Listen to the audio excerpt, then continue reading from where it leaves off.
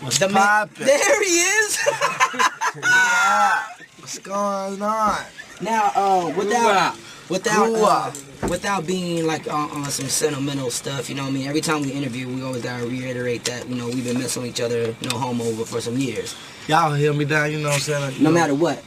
When y'all first came here, man, y'all embraced me off top, man. You know, I just told my folks, I said, you know, this ain't no laughing matter. I gotta hurry up and get up to the station. These my boy.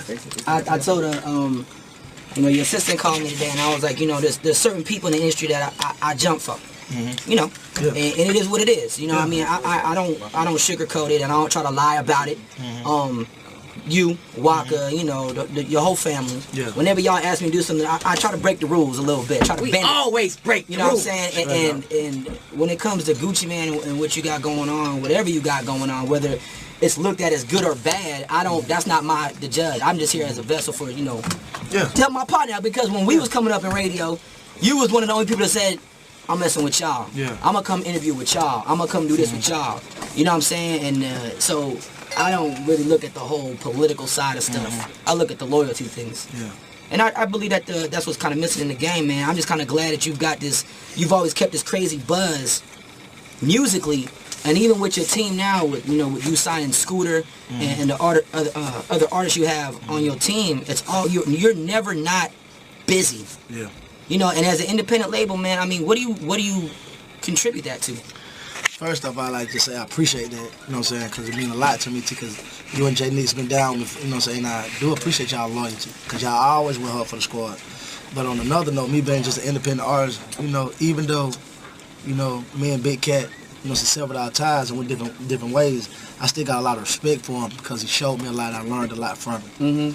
And then, you know, just to be honest, you know, I do pair my record label a lot about all the good things I seen him do, and all the bad things he did. I learned not to do that with my artists. Right.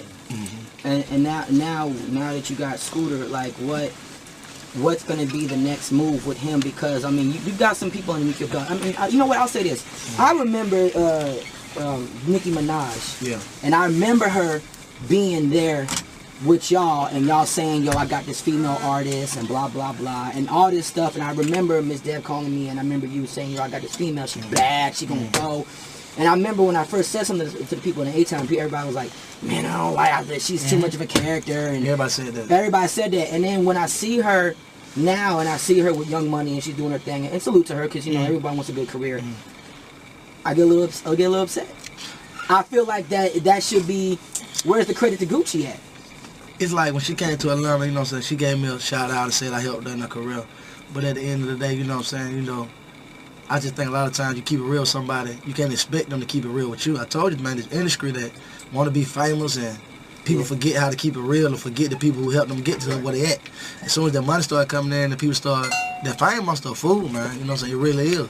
And it bothered like every artist when they first started coming in, they think that whatever they make is hot. Every song they make is hot. Everybody hating on them, but they don't play their record. So I just see so many people careers go down there. So I took my hat to Nick for being a hard worker, but at the same time, you know she didn't keep it real. Right.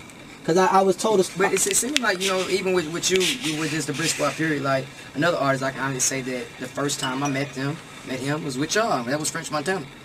Like French Montana, no, he didn't keep it real.